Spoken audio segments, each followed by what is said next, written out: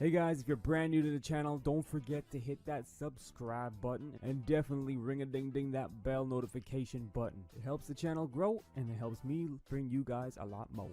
Hey, what's up guys? So it's no surprise that this line is expanding quicker than we can keep up, and that means 2023 is most likely going to offer a lot.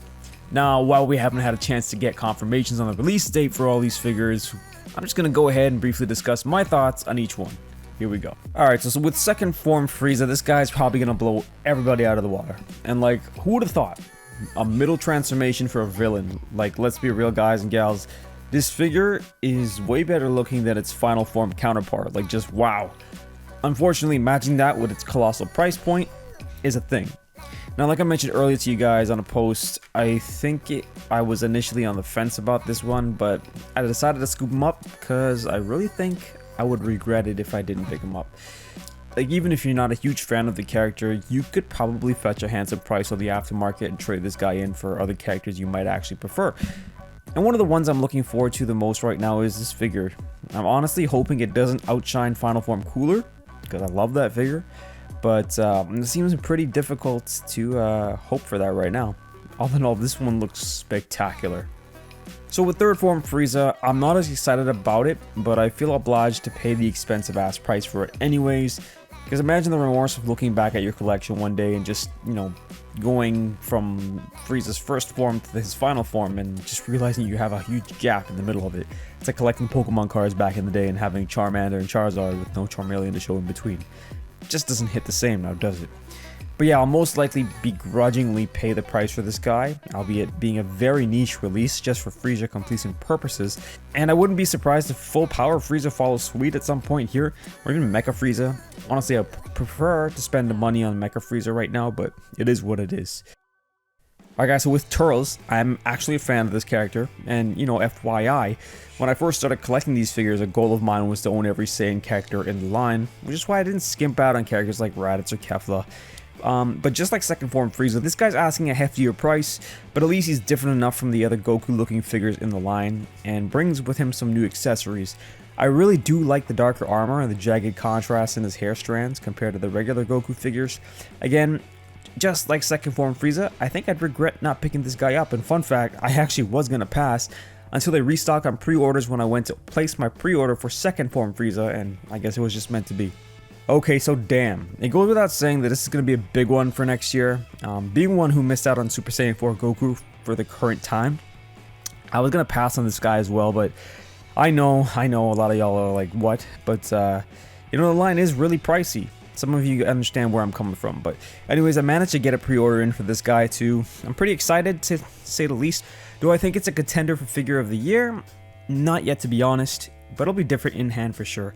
I mean, my biggest worry is the fur looking too drab without any kind of shading, but I guess time will tell. And again, just comparing it to the level of immaculate detail and painting on second form Frieza.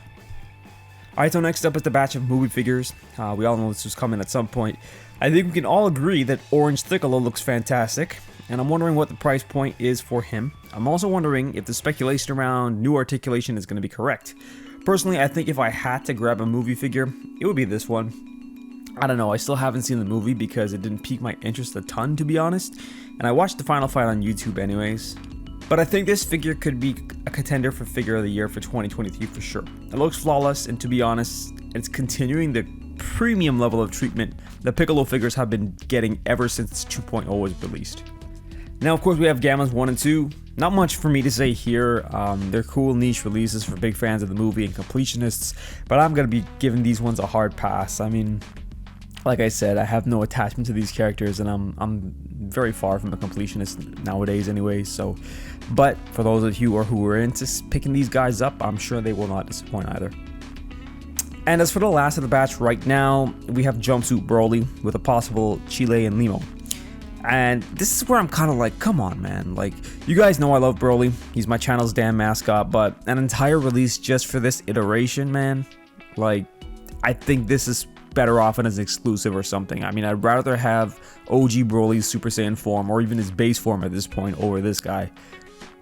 As for Chile and Limo, I think these are cool additions to the line. for $40. I repeat, $40, not $70, not $80, not $90. I love that we have all these side characters. I just don't want to have to get another side job to afford them. It's crazy, but I mean, like, I know the quality is improved and the aesthetics and whatnot, but like, you look back at a release like the original 1.0 Cell Saga Gohan, that was like $29, man, tops. Now you're looking to pay what, 90 to 100 bucks a figure here. It's crazy. And then, of course, last but not least, there's been no real reveal yet, but we all know what's coming, is Gohan Beast. Are they going to give this figure the royal treatment? Probably. But can it top Orange Piccolo? We'll see. I don't know if I'm going to pick it up, though. Again, I have no attachment to it. I'm not the biggest Gohan fan. I know a lot of you are like, oh, come on, man. But, like, it is what it is. Anyways, guys, that was just a quick vid with my 2 cents on what we've been seeing so far as 2023 upcoming releases. Personally, I'm hoping that they finally release a freaking Janemba figure. You guys know that was on my top list of figures that would actually stop me from collecting anything else in the line. Like, I need that guy in my collection. It's just an iconic villain, man. And we have Gogeta. I'm sure a Fusion Reborn aesthetic is coming out for that figure as well at some point. But yeah, leave your thoughts and comments down below as usual. And you know what I always say, guys. May the best of your todays be the worst of your tomorrows. Peace.